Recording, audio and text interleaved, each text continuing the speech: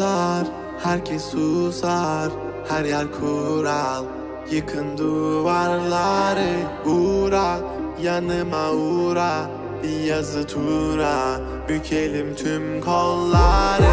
Koy koy yeni bir kart, onu da geçeyim iyi bir fark. Zoruna gidenin dili kurar, kapalı kapıya çeneni tak. Boş ver geri topla, verdiğin değerin dili olsa. Kalbimi vurmuş gidiyorsan, acı diliyorsan, edebiliyorsan. Kızgın güllerin üstüne düşmüş dolunayım ben. Soldum bir kere geriye dönersem yok olayım ben.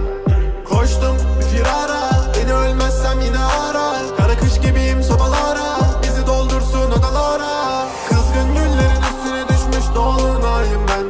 Soldum bir kere geriye dönersem yok olayım ben. Koştum bir firara, beni ölmezsem yine ara. Kara kış gibiyim sobalara, bizi doldursun odalara.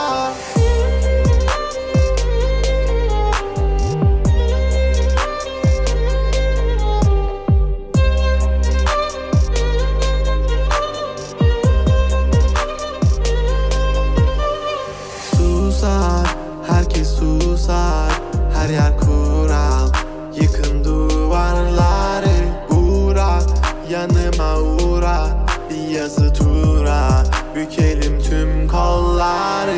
Normale döneceğim, hayatım versin istediğimi. Zorlama düşerim, şeytan duymasın dinlediğimi. Koy baba gitsin fırlavan, zorlama kadere trip atma.